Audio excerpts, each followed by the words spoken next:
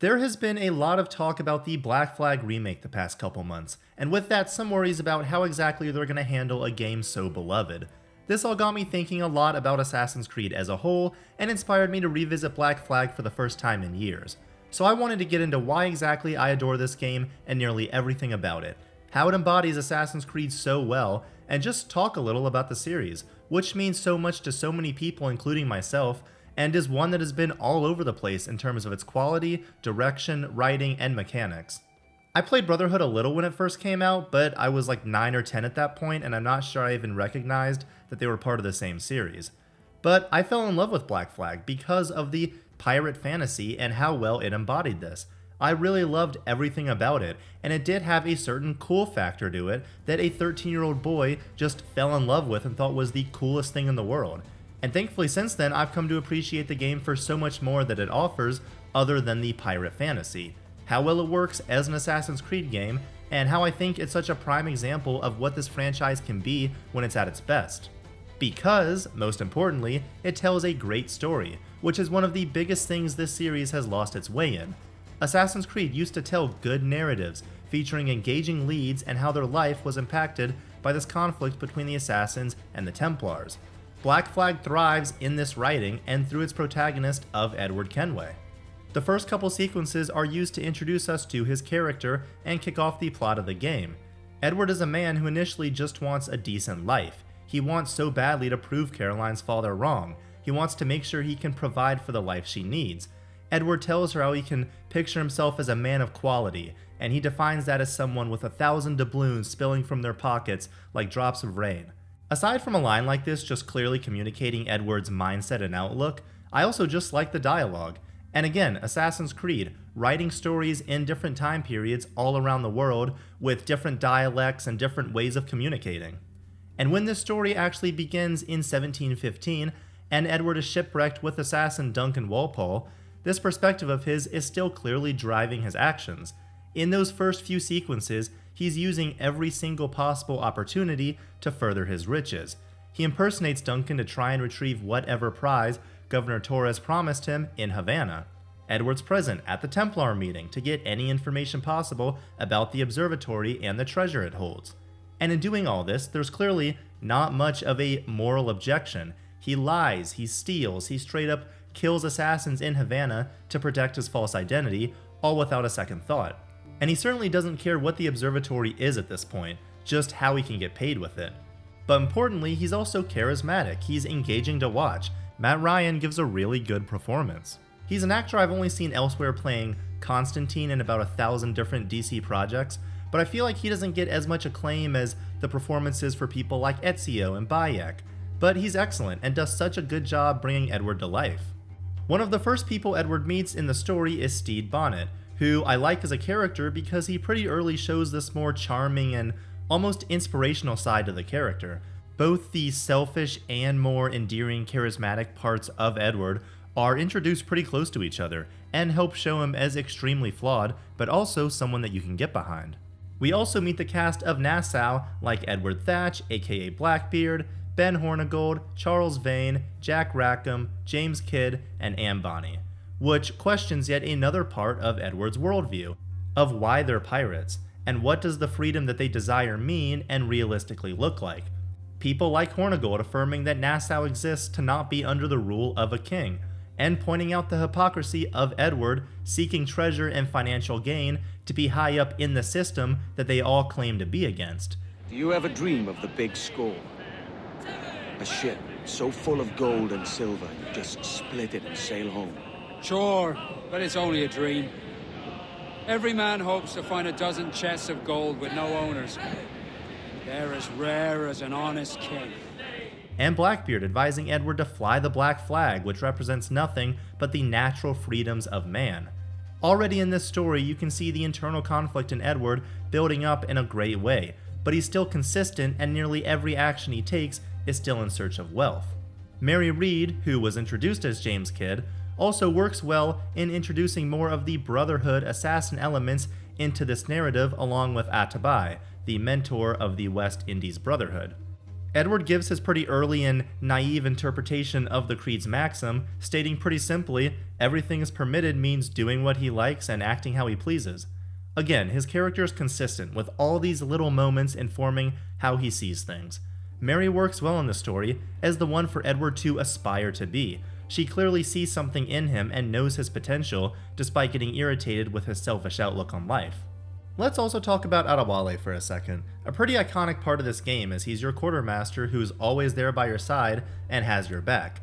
But I also like the character bits we get for him. He was born a slave who's only known that life, and due to this doesn't really have a place in the world.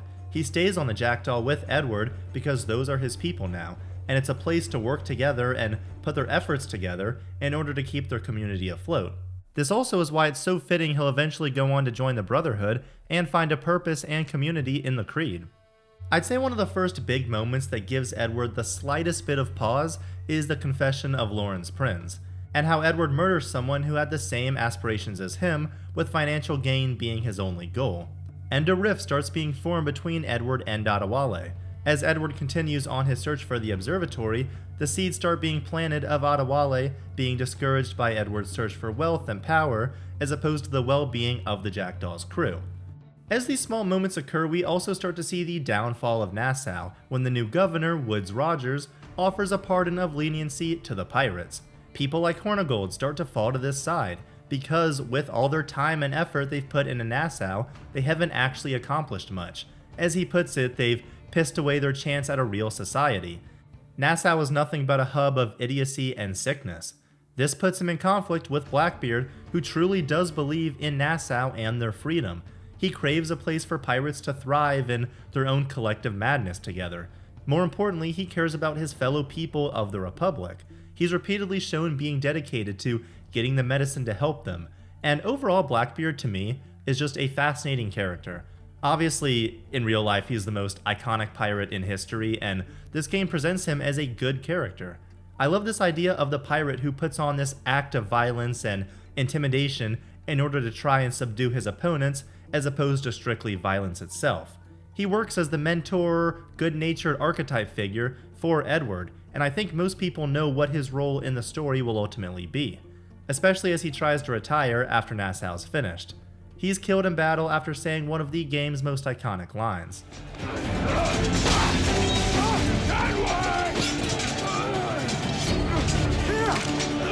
a world without gold, we might have been heroes!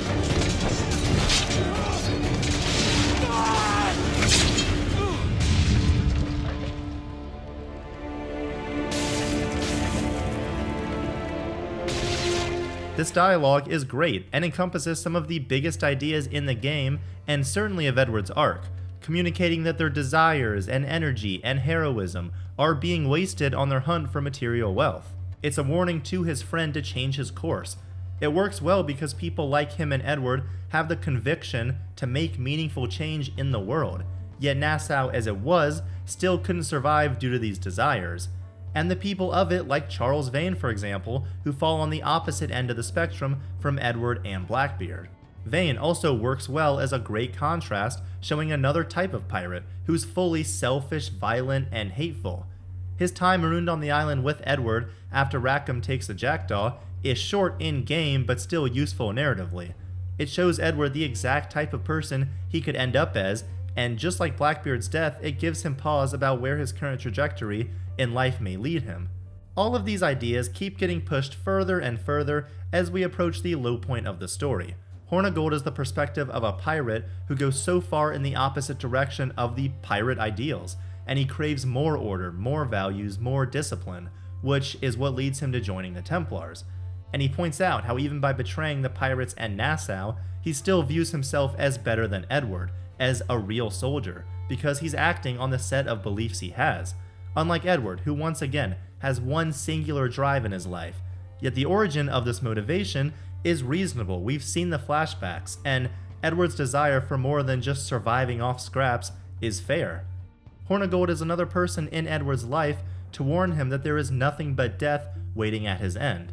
This is hit home even harder by the other pirates turned Templars, who berate Edward for having no true community around him when they have their fellow Templars who share their beliefs. Which leads us to our low point. Edward is betrayed by Bartholomew Roberts after making an irrational deal with him, all in pursuit of the observatory.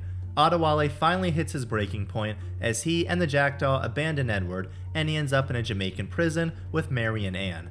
I haven't mentioned Anne really at all up to this point because she hasn't done too much in the game, and most of her screen time comes after this point, but her personality is established well enough in her small scenes so far, and they work. Then, probably the most devastating moment in the game comes when her, Mary, and Edward are trying to escape the prison with the help of Atabai. Mary is too ill and doesn't make it. Oh, this is such a pain in the ass. Damn it. You should have been the one to outlast me. I've done my part. Will you? If you came with me, I could. Mary. I'll be with you, Kenway. I will. This scene is really, really good, and of course has Mary pushing Edward to make something more of his life in her final moments. Another instance of this game pulling off a classic storytelling moment where the young, likable, kind-hearted character is killed in a tragic way. What follows is another one of my favorite bits, and the climax of Edward's character arc, as he hallucinates many different things in his bender. His internal conflict is personified by all these characters he's met along his journey, Robert's tempting him to continue his selfish ways and live a short, merry life while he's got it, really representing the type of person Edward thinks he wants to be a rogue in a world not ruled by kings or queens, to be a man commanding those beneath him. I also really love all the visuals here, all very appropriate to the setting of course, but having Roberts literally sitting on Steed Bonnet, swimming through the shark-infested waters of the bodies that get piled up in the type of life Edward is living. Rogers also gives a monologue telling the story of the eagle, jackdaw, and shepherd from Aesop's Fables, which is a tale about trying to be something you're not, with the jackdaw wanting to be like the eagle in the story. And this is awesome, and such a cool fable to depict this story and these characters, with Edward obviously being represented by the jackdaw, the name of his ship, with the idea of a better life, a more selfless one that looks towards a brighter future for the world, being represented by an eagle, of course the symbol of the assassins. The jackdaw in Greek mythology was also used to represent foolishness, greed, arrogance. I think this is all such a cool way to work these real-life fables into this story in a way that shows Edward's subconscious being pulled in two different directions of choosing to be the jackdaw or the eagle. And it plays into the Brotherhood being a massive part of why Edward's life has changed. He's haunted by more visions of Mary and his wife Caroline. Is everything you do out of spite, Edward? It's not spite that's driving me, Mary!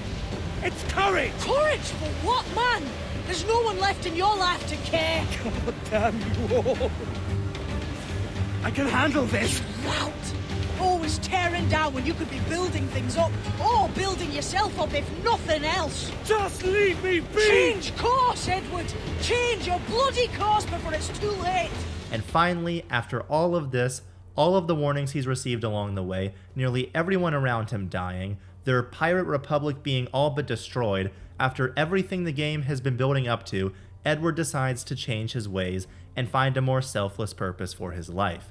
We get a nice scene of him embodying this change when he reconnects with Adewale as well. He gives his views of the Maxim once again, but now with a wiser approach to it, being the philosophy that's going to guide his life from now on.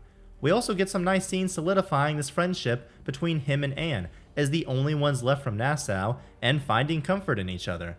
I also love this scene because it further crystallizes the idea that what everyone said about this path leading to nothing but death was true, and how even though he's decided to change the course of his life, these deaths will stick with him and still inform the rest of his decisions in his life. More of the final stretch of this game is plot focused as Edward tracks down and kills Rogers, Torres, and Roberts. And from a gameplay sense, it is so immensely satisfying that this whole game builds up to you making the switch, that when it happens and you're working with different members of the Brotherhood in cities to carry out these kills, it's extremely fulfilling. When he kills these targets, we also get more perspective of Edward's mentality now as a changed man. killing Rogers and Torres to stop them from controlling people and corralling them into a state of complacency. And Torres even showing some respect for Edward's convictions. The convictions everyone seemed to know Edward had, he just needed to be pushed to act on them. Which finally leads us to our ending, with Anne singing the parting glass as Edward takes one last look at everyone he's lost. And all the harm that e'er I've done, alas, it was to none but me. And all I've done for want of a wit to memory now I can't. I like the dialogue quite a bit here too, because Edward isn't an assassin formally yet. He doesn't get initiated into the Brotherhood immediately or anything like that. It's more that his journey in this game set him on the path to changing his life, because you don't make a switch like this in an instant. I think the best character arcs in stories are the ones that are gradual and have the proper points in the story that inform the change. And I love when a story ends with a character, yes, being changed, but more importantly, the change marking a beginning of a new chapter in someone's life. He'll stay with the assassins, and in time he'll join them. We know that. But for now, he's got some thinking and reflecting to do about the crazy events that have occurred over this game. This moment with the parting glass works so well, yes, because it's a beautiful song and cinematically great. Yes, the lyrics are very applicable to Edward's story as it comes to its end. But as I've gone over, every single one of those people offered a perspective on this game's ideas and served a role in the story that impacted Edward's character. They all played a role in showing a part of Edward's mindset, in getting him to recognize something he hadn't before, in providing a warning. Showing these people that transformed Edward and how they and their actions will always be a part of him into his next journey as an assassin and as a father now that Caroline is dead. Everyone compliments this ending, everyone knows it's phenomenal, and such an excellent bookend to this story. I wanted to quickly mention the modern day as well. This was of course the first game to come after the Desmond modern day story had ended, and the idea of AC4's modern day story I don't hate. This analyst at Abstergo that's manipulated by John the IT guy who ends up being the Sage, this ties in fairly nicely with Roberts and his motivation as the Sage in the main story. And I like the idea of the Sage because it's someone who doesn't really fall into the assassin versus Templar conflict cleanly. He's got these memories as Aida, and that's driving a lot of his actions, but it's all representative of the concepts of the Assassin-Templar War that go way back to the war between the Isu and the humans.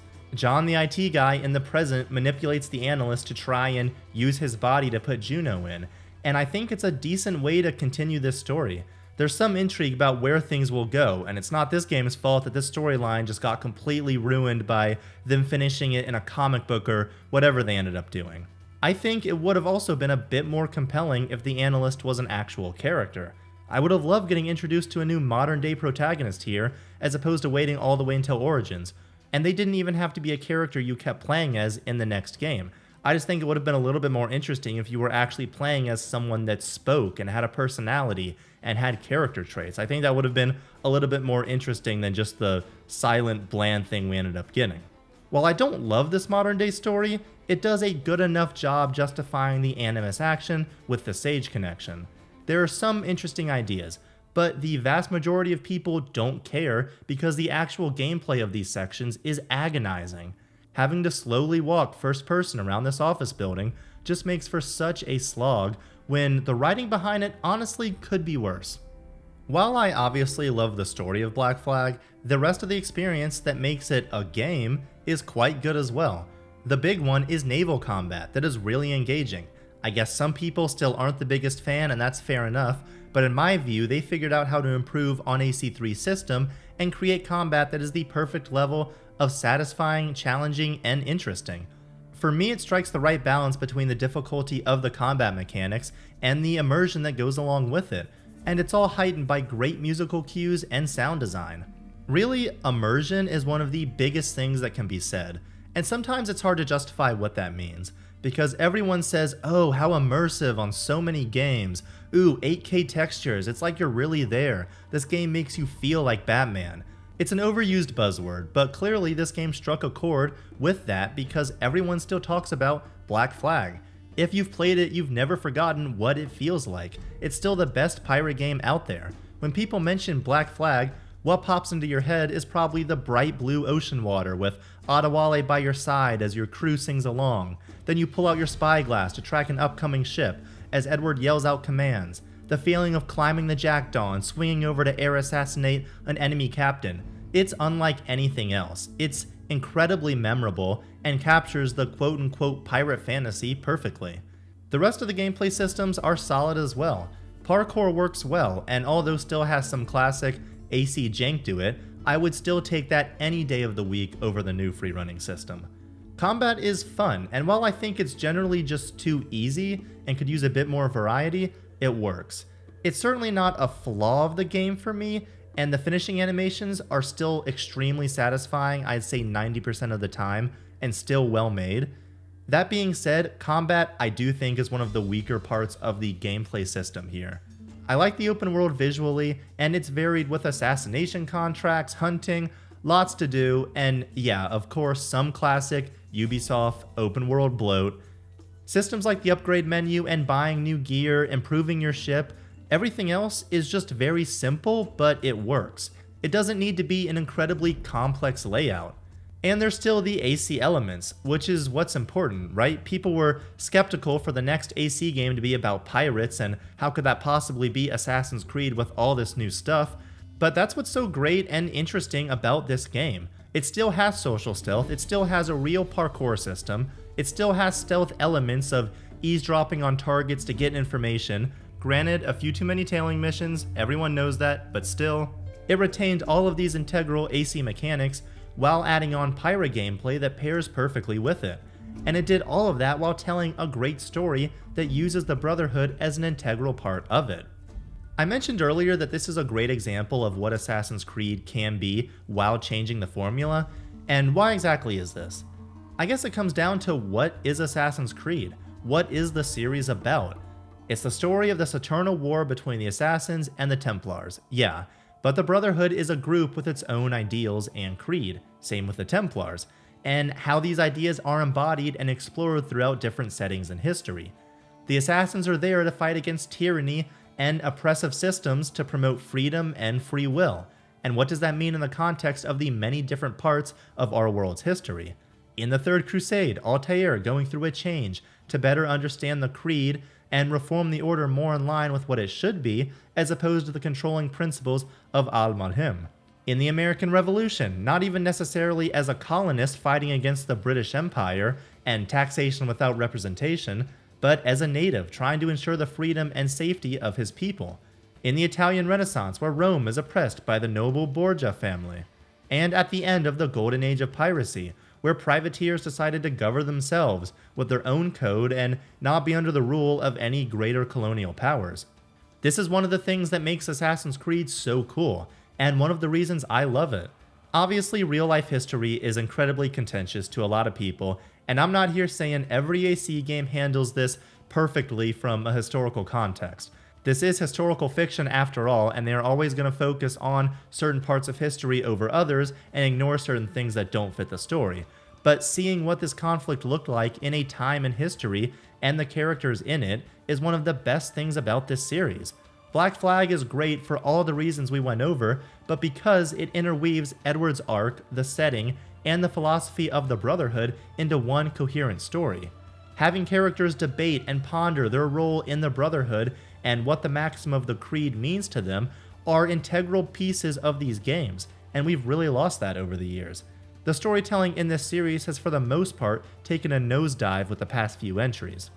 Forewarning, I haven't played Shadows yet, and from what I've heard the story isn't anything special, but the stealth and combat might at least be better than it has been. I don't know, can't confirm anything, so the last game I played was Mirage. Flashback to 2017 for a second. I 100% understand why Ubisoft felt they needed to take the direction they did with the series. Unity had a disastrous launch and Syndicate didn't sell. I personally remember a lot of people complaining about the AC formula getting stale, and that was really just due to a lack of iteration. Black Flag really mixed things up with the pirate theming, and the game was great, but then Unity happened, and that really was the chance for a next-gen, new Assassin's Creed game. And due to how that went, the series really got thrown for a loop, which sucks because Unity never got the chance to really get off the ground and be judged as much for the game it was as opposed to the technical issues in it. I'm not one of those people saying Unity is secretly a great, underrated, amazing game or anything. I think the story is decent and the gameplay felt like the natural evolution in a lot of ways. The co-op was an alright starting point when it worked, and completing heists and black box assassination missions with your friends was a whole different but equally impressive kind of immersion. It just needed more time to be worked on and polished up. But all this combined with Syndicate a year later just scared them into getting rid of everything. They can't iterate on the Assassin's Creed formula anymore because we haven't seen a real attempt at that in nearly a decade. I do like Origins quite a bit. I think the narrative is strong with a really compelling protagonist, and it serves as a solid origin story for the Assassins. I also don't mind a lot of the mechanics. I absolutely hate how they massacred parkour, but combat was fine if not a simple first attempt at this system, and the open world is one of my favorites in the series. Origins incorporates a lot of RPG elements while still mostly balancing them with a normal third-person action-adventure in a good way. And I'd be fine with bringing in some RPG elements if the other AC elements remained. But no, of course, they double down on the RPG mechanics with Odyssey and Valhalla, with a dumbed-down parkour system, with very bare-bones stealth. And even though it's there technically, the game doesn't want you to play that way. The tools that encourage stealth aren't there like they were in the original games in either Odyssey or Valhalla. Mirage was this weird little side thing that's supposed to be a throwback to the series' roots, and I mean, on a superficial sort of level, I guess it is, but it's clearly built off the back of Valhalla. The story is incredibly mediocre, and the gameplay is closer to what the series used to have, but a lot of it was just dumbed down or made worse, like the combat, for example, I just found absolutely terrible and not fun in the slightest to engage. And like I was discussing, the storytelling for me is the biggest thing keeping this series from being as great as it once was. Because current Ubisoft clearly does not give a shit about telling a good Assassin's Creed story anymore. The RPG structure itself is in a lot of ways antithetical to the storytelling of the series. You can choose your character in Odyssey, but just kidding, only one of them is canon. You can pick your Eivor in Valhalla. Oh, just kidding, actually only the female one is canon. I still get tripped up when I'm reading something or watching a video and someone mentions Eivor and says she, because all 60-70 hours of my painstaking playthrough I spent in that story were with male Eivor. I don't really like the story of Valhalla, but one of my favorite parts towards the beginning was the brotherly dynamic between Eivor and Sigurd. And the way I experienced that is gone in canon, it doesn't exist. People were mad about the DLC in Odyssey that made Cassandra be in a straight relationship when they made their Cassandra gay. How about you just commit to the protagonist whose story you want to tell? Ubisoft is so afraid to market a girl as the sole lead, even though that's clearly who they want to make their stories about. I don't care either way, as long as they're a good, well-written character, but I'm so sick of these non-canon options in what should be narratively driven games. And even when they are both canon in something like Syndicate, Evie probably should have just been the main character anyways. Nearly everyone at the very least liked her when they couldn't stand Jacob due to his annoying personality. It's so funny seeing the covers and marketing for these games missing either one of the main characters or the sole main character when some option that's not even canon is there instead. I don't think Assassin's Creed is the place to try and make these 80-hour epic RPG narratives. Especially in Valhalla, the structure destroys the pacing of that story in so many ways. How many hours will you spend on a side arc that doesn't have a huge bearing on the main plot, while the main story with Sigurd gets put on hold? The games and leveling are inflated to a certain degree to incentivize buying time-skipping microtransactions, and the many stiff, wooden, very cheap-feeling cutscenes don't help in investing me in the story or dialogue either. Assassin's Creed used to be a cool, science fiction historical story, but they said, nah, let's go the direction of fantasy and stretch the lore to its absolute limits in terms of having the player fight gods and monsters from mythology. Yes, I know there are Isu explanations for all of these things in the mythology games, but it's the atmosphere, it's the immersion around it that makes the difference. Holding a piece of Eden for a mission or two and seeing occasional holograms of the first civilization is very different to fighting what might as well be straight up mythological creatures in the new trilogy. That's where the disconnect is for older fans of the series. You have these crazy superpowers and glowing swords the entire time that don't historically fit in the slightest. And again, these stories aren't doing the things that make Assassin's Creed interesting and good. I made a video a while back about adaptation in movies and things like that, and one of the things I mentioned is that you shouldn't be adapting something in the first place if the thing that makes it special or the reason that people like it isn't there in the adaptation. And it's the same thing with Assassin's Creed. If you want to make historical fantasy RPGs, then go for it. But stop forcing Assassin's Creed and its lore, characters, and some of its ideas to conform to it. The cool, unique, diegetic storytelling device of the Animus with the confessions, and yes, I know the games incorporated some of these differently in their own aspects, but playing as an actual assassin with an exploration of the Creed, characters contemplating the Brotherhood and how they're affected by it, the setting being used to explore a new aspect of this eternal conflict, the same ideas that go back to the first civilization and the Isu. They just don't care to try, and have only been sprinkling in little crumbs for years to try and appease those people. I get Odyssey and Valhalla were doing their own things. I wanted to get on board with Eivor's journey of choosing her family and her Viking clan over her Odin influence and the power that comes with that, but again, just poorly told and poorly paced. There's elements I like scattered about, and some parts of these stories, like the Cult of Cosmos, embody some ideas of the AC conflict. I've seen a lot of people say, well, Odyssey is set before Origins and before the founding of the Hidden Ones, so obviously it doesn't have a Creed or the Assassins, but hey, the DLC is all about Darius, who is essentially a Hidden One in everything but name. But that was their decision to set a game before the Hidden Ones even existed, and now they're trying to find ways to make it relevant to the series. And it's not in the game itself, it's DLC, where actually Cassandra is the ancestor of Aya, so see, she led the way for the origin of the Assassins. Valhalla did a similar thing by kind of showing how Alfred initiated the transformation from the Order of the Ancients into the Templars.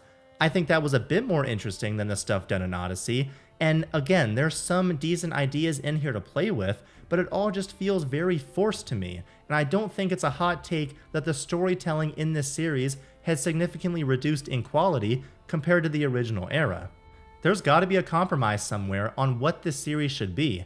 Combat is something I actually don't mind too much in something like Valhalla. I find it entertaining enough, as opposed to Mirage, which again, I found that combat to be agonizingly stiff. I'm fine if combat is modernized to an extent in an attempt to appeal to modern players or whatever studio heads say. Make a good open world with meaningful side content. Again, I know Ubisoft loves to throw a million things on the map. Even with Black Flag, like I said, it has a ton of kind of meaningless side content and classic Ubisoft collectibles. Include fundamental AC mechanics like social stealth, investigating, climbing puzzles, actual parkour in a city that supports it. But for me, again, most importantly, have a story that hits on the things we've talked about. Have the ideas behind the Brotherhood be a part of the story. Have characters address ideas that are mentioned in Altair's Codex. Use the setting in a meaningful way. I really don't think it's impossible to do it in a way that also gets Ubisoft's grubby little hands some money. I saw someone recently say, oh, you can't just release a 20-25 hour linear game today with a tight story. And that's not true. People think that it needs to be a huge open world thing like Odyssey or Valhalla, and that's simply not the case. Ubisoft may think that, it seems like people online may think that, but Sony are still publishing these types of experiences, like Ghost of Yotei just came out. There's just no excuse to me of why Ubisoft needs to build Assassin's Creed games like this in a way that really hinders the storytelling. It's not impossible, I think, to make a normal linear Assassin's Creed game with a strong narrative that also has an open world. You just don't have to have it structured like an RPG or like whatever wacky arc system Valhalla was doing. All that being said, if this remake is real, and if it comes out, I just hope it's good. There were some rumors about them changing stuff like the combat, and adding RPG elements, and removing the modern day as a whole. At this point, I don't think I even need to go over how many of these changes have the potential to ruin this game. I get the thought behind changing combat, I guess, but you've got to be so careful in how you approach that and how it affects so many different encounters in the game. RPG elements being considered is absolutely crazy to me, and I can't imagine the mistakes they'll make in trying to do that. And completely removing the modern day is pretty wild. How about you just make the gameplay of the modern day more engaging? Like we talked about, the modern day story provides the whole context for the story involving Roberts as the villain and the sage in the present. Whatever, honestly I don't care too much. There's a good chance they'll ruin it in my opinion, but hey, maybe that'll age badly, which I'd love to be wrong on, and it'll be a great remake. So that is where my head is at on Assassin's Creed at the moment.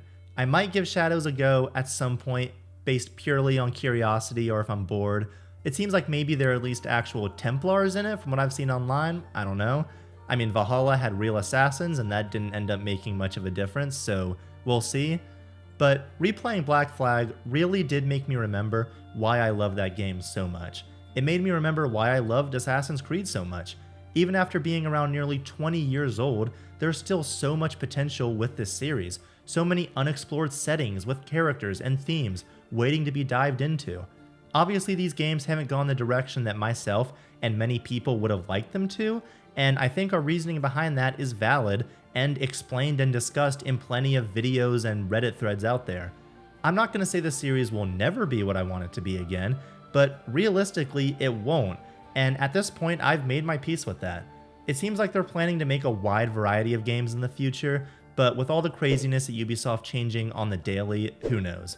Regardless, I can always go back and revisit the older games and recommend them to people who haven't played them yet.